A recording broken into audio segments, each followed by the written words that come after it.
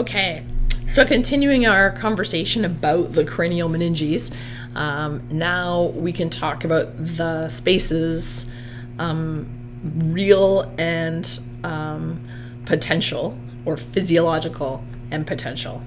And these are the spaces that can occur in the brain.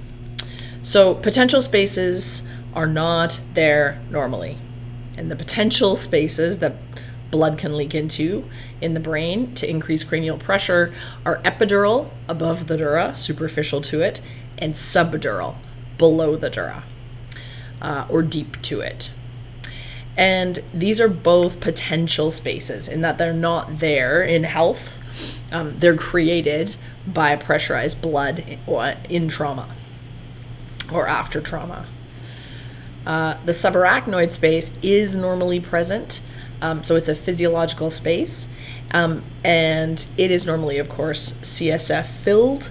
It's normally or physiologically enlarged in cisterns, as we're going to see in the ventricular lecture. And each of these spaces, real or potential, contains blood vessels that have the potential to bleed, and they create very characteristic hemorrhages. So we're going to talk about bleeding in these three compartments: an epidural, a subdural, and a subarachnoid hemorrhage. So, as you might recall, the dura has a blood supply. And so we talk mostly, of course, about the blood supply to the brain, but a branch, several branches of the external carotid artery supply the dura. And the most substantial of these is the middle meningeal artery. Now, the middle meningeal artery happens to pass deep to the pterion. And the pterion is this point where the multiple skull bones come together on the lateral side of the skull, the lateral surface of the skull. And so a blow to the lateral part of the skull, or at the pterion, is a common cause of rupturing the middle meningeal artery. So not the middle cerebral artery, the middle meningeal artery. So that's really important. The middle cerebral artery, as we heard earlier, is derived from, it arises from the internal carotid after the internal carotid enters the skull. The middle meningeal artery is a branch of the external carotid artery, and it supplies a huge portion of the dura mater. So recall that we said the epidural space is a potential space between the inner surface of the skull and the dura. And the dura is normally tightly adherent. The periosteal dura sticks to the inner surface of the skull. So the middle meningeal artery accesses the skull from the inferior, from the base, and enters via the foramen spinosum and travels laterally in the space between the dura and the skull. So this is really important, not getting your compartments mixed up, superficial and deep. Remember that the internal carotid gives rise to the middle cerebral artery, and that the middle cerebral artery and all of its branches travel largely in the subarachnoid space to supply the cerebral cortex. The middle meningeal artery, or MMA here, you can see in this schematic, it travels in the epidural space, which is normally a very, very small space. So the middle meningeal artery is between the dura and the skull. Now, yes, I think we've said all that. Now, an epidural or extradural, those terms are synonymous, hematoma or EDH, typically arise from damage to these meningeal arteries. And it's an accumulation of blood adjacent to the skull. Now, epidural hematomas typically look like this. They have a biconvex lens or mass, biconvex lens shape, and that's also referred to as a biconvex mass. So a mass is anything that takes up space inside the skull. And a mass effect is the shift in a brain that occurs as a result of something that's not supposed to be there, like an epidural hematoma.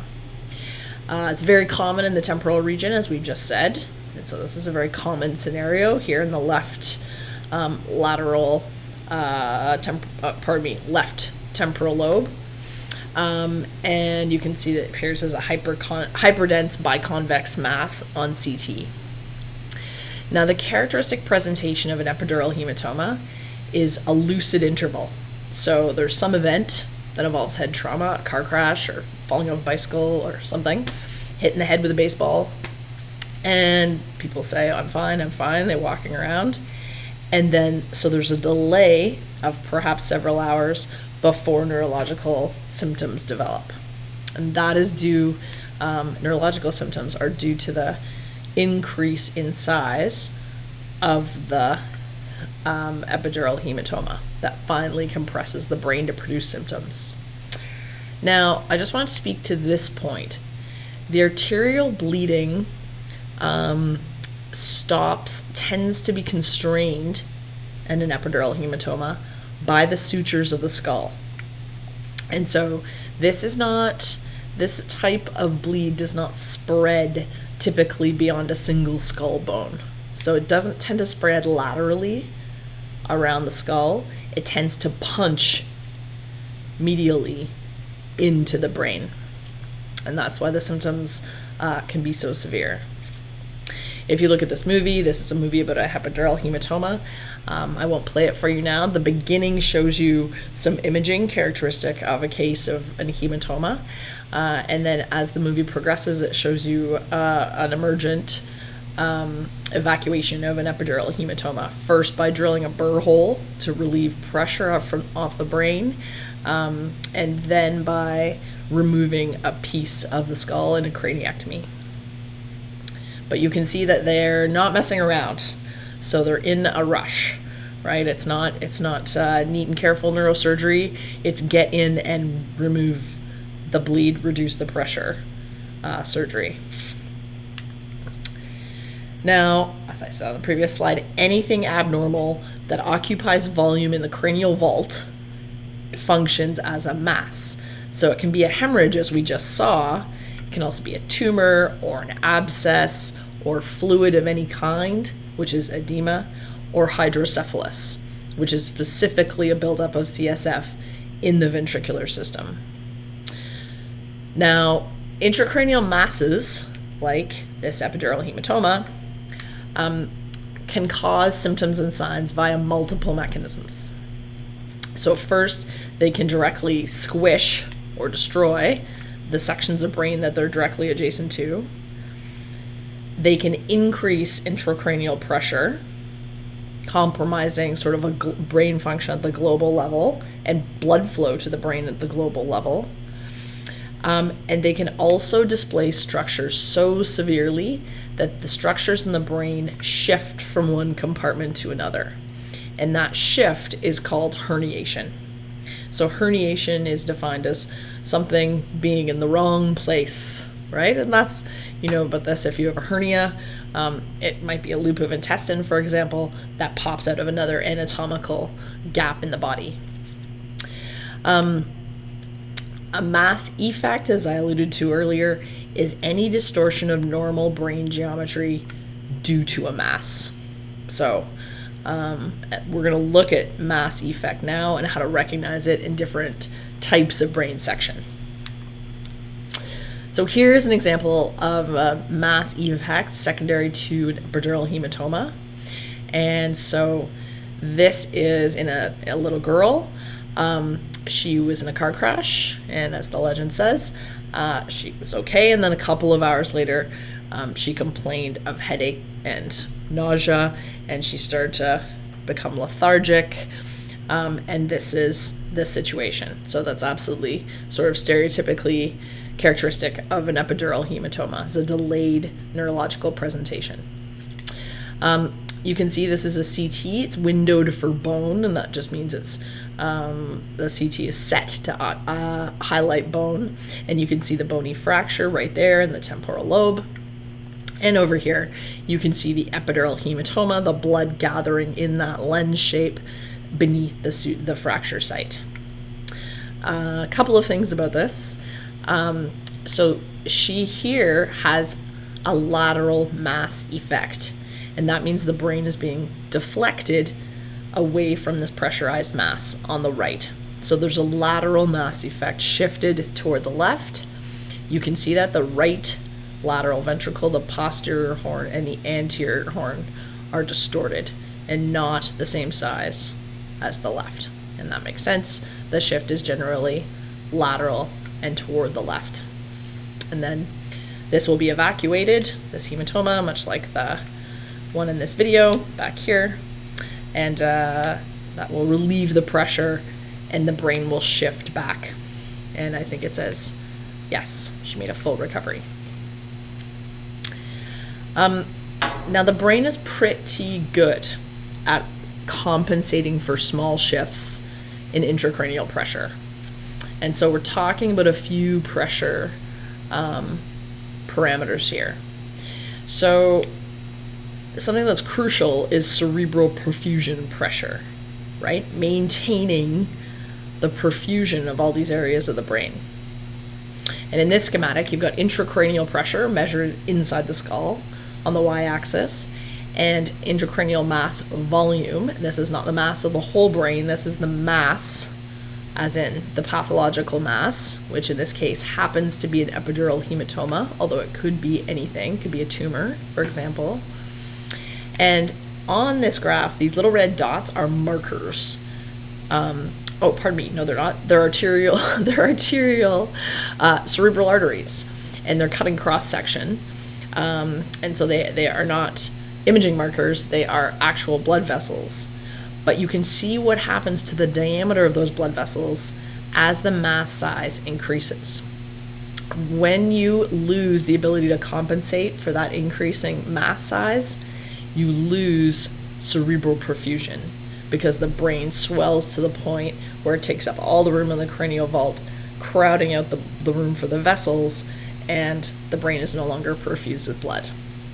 So cerebral perfusion pressure then is mean arterial pressure minus intracranial pressure. As at equilibrium in health, obviously all the blood vessels are nice and plump. There's no mass effect. Everything's in the correct compartment. The two halves of the brain in every orthogonal plane are symmetrical, in this case in the coronal plane. And as we move up the curve with a mass of a relative, an initial mass, in this case an initial hemorrhage, so for some short range, the brain can compensate for the presence of this mass and maintain its perfusion. So all kinds of mechanisms are at play here. Reduction in CSF volume, reduction in blood volume in the brain. And you can see that these vessels are smaller, but there's still blood being perfused, mostly to all regions of the brain. There is, in this instance, a right-sided shift. So there's mass effect that you can see because the right lateral ventricle, the left lateral ventricle is small compared to the right. So they're being pushed laterally. The brain is being pushed opposite the mass toward the right side. Now, this region, the reason that an epidural hematoma is an emergency is because you can shift rapidly from compensation to uncompensation. And as that epidural hematoma, in this case, could be any mass, grows in size, the brain loses its ability to compensate. And that will lead to a huge rise in intracranial pressure, reducing cerebral perfusion or blood flow to the brain, and ultimately squishing the brain out of any anatomical opening that it can access. And that is called herniation. One thing about the epidural hematoma in particular is that it is an arterial bleed. So the reason it's so urgent is because it can rapidly convert from this to this. The bleeding is higher pressure and faster.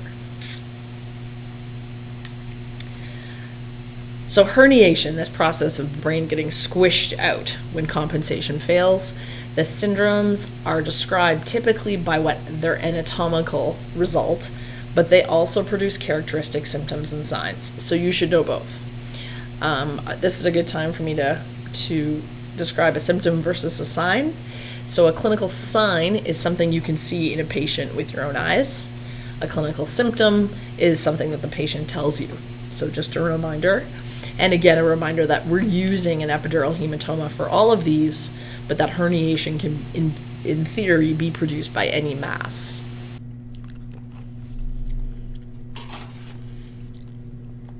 All right, so starting, we're going to talk about 4 types of herniation that tend to happen progressively, although not always, but they certainly can.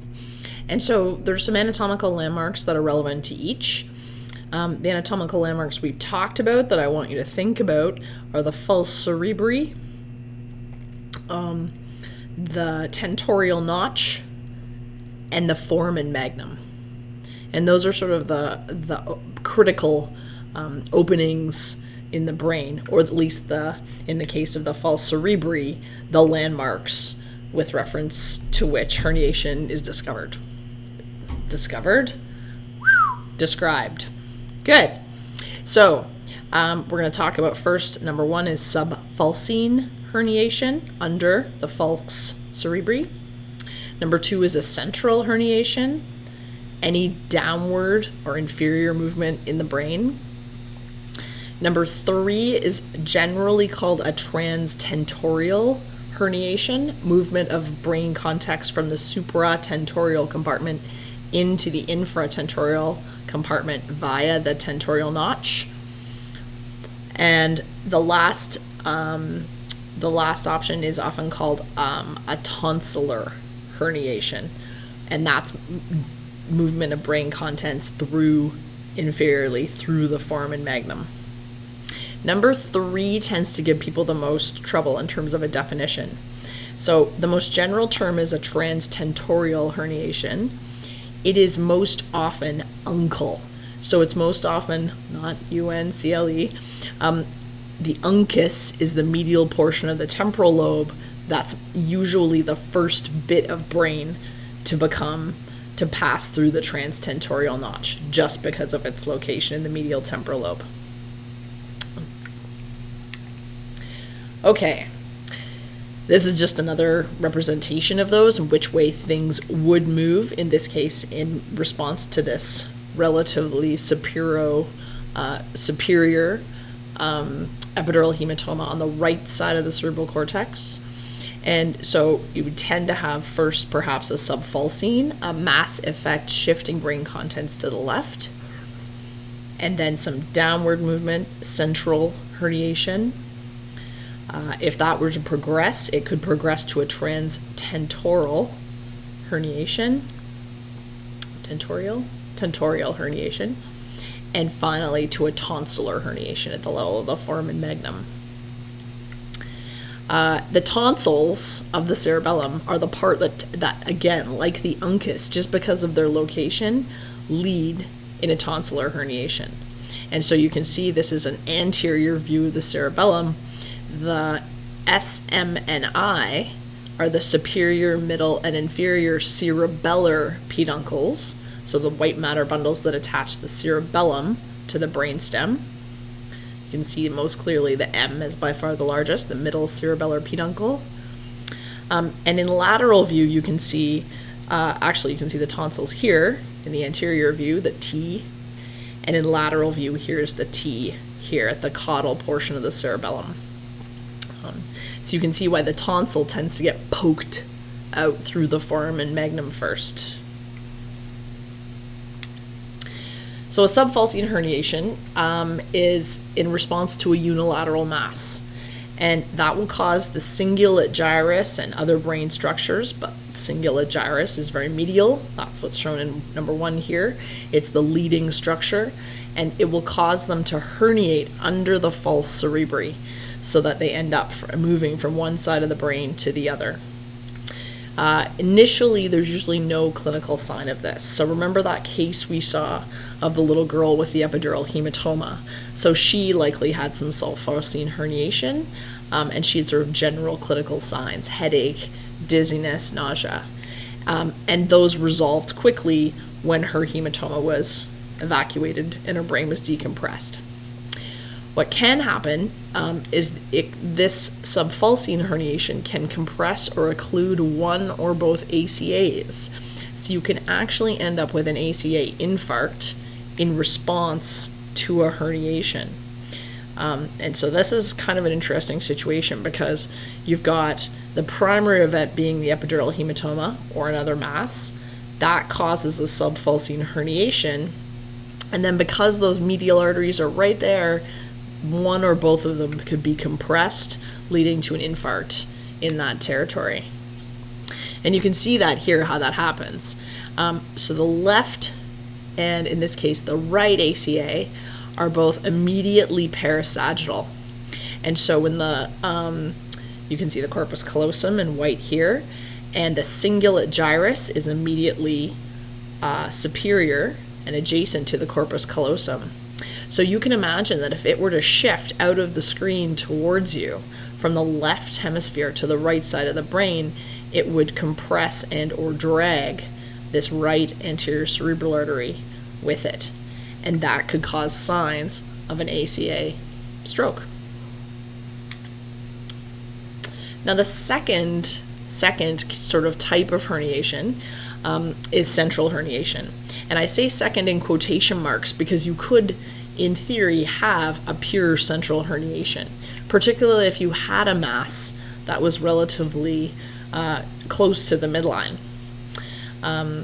As it's labeled here as sort of a progression, an inferior progression of this somewhat lateral mass. So the term central just means any inferior displacement towards or of the brainstem. And if you get a little bit of central herniation, you can get traction of the cranial nerves. And one that's particularly prone to traction is cranial nerve 6. So that produces a lateral rectus palsy. If you remember, the cranial nerve 6 innervates lateral rectus, and so you lose the ability to abduct the eye. So I'm using the lateral rectus and cranial nerve 6 to move my left eye when I look to the left, and my right eye when I look to the right. And we'll talk much more in glorious detail about brainstem and cranial nerve deficits later in the course. Now, if severe herniation is allowed to progress, you are likely to end up with first a transtentorial herniation, and second, and catastrophically, herniation through the foramen magnum, likely leading with the tonsils. And so this is an example of that. The white dashed line shows you the level of the foramen magnum, and you can see that brain contents are flopping out through it, or getting squished out through it. And the sort of general term for that is coning, and it's a terrible,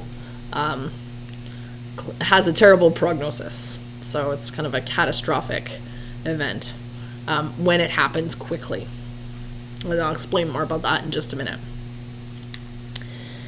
An uncal, UNCAL, or transtentorial herniation, and sometimes it's simply called a tentorial herniation because its contents passing beneath or inferior to the tentorium cerebellum, is herniation of the medial temporal lobe, initially at least leading through the tentorial notch. And there's a clinical triad that is typical of this scenario. So first, remember that the ocular motor nerve exits near the top of the, just immediately rostral to the tentorial notch. And so usually ipsilateral to the lesion, one of the signs is a dilated, unresponsive pupil or a blown pupil, so it does not respond to a pen light stimulation.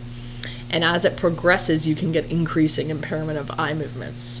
So the autonomic component of cranial nerve 3 is usually the first to go, and eye movements will also be affected, all of the movements of cranial nerve 3. But the clinical triad component is the blown or unresponsive pupil that no longer constricts in response to light. Hemiplegia is also produced by compression of those cerebral peduncles. So recall, and I'll just go back to the slide for clarity because it is a while back, that the cerebral peduncles, those white matter tracts that connect the brain, the cerebrum to the brainstem, are right there at the level of the midbrain, adjacent to cranial nerve 3. And so there's hemiplegia. If one is compressed, that will result in hemiplegia. And it's actually hard to predict which side it could be, but hemiplegia on either side is indicative of herniation, specifically transtentorial herniation. And finally, coma. So coma is produced by compression of the posterior of the reticular formation, in the midbrain. And finally, you can also get visual defects, as you can get an infarct in the PCA territory, because at the posterior surface, or the posterior circulation is compressed as it enters this point of the tentorial notch. There's my slide. I had everything. Great. So, again, we have the reticular formation there. That's what causes coma when that's compressed against the side of the notch. The cranial nerve 3 there, exiting and entering the brainstem ventrally. And finally, the cerebral peduncle. So the cerebral peduncle contains, among other things, the pyramidal tracts. And they're here on the anterior surface of the brainstem. They decussate below that level. So it's really hard to predict which side will be affected, because the midbrain, again, is about the size of your thumb, right? So it could be either of those white matter tracts, but paralysis due to compression, typically of one, because there's typically a shift one way against one side of the notch, is part of the clinical triad of tentorial herniation. Now, the final and most catastrophic situation is acute tonsillar herniation, or coning.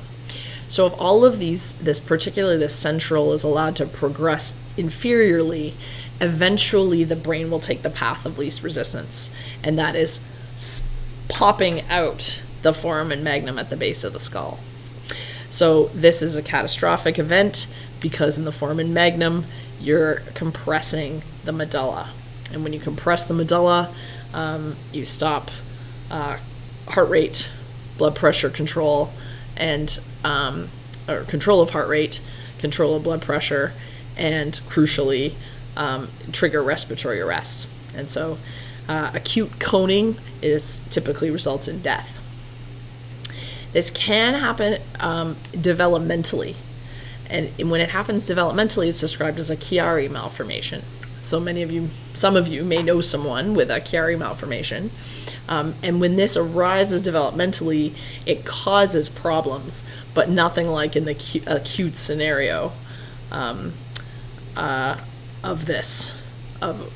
trauma-induced herniation.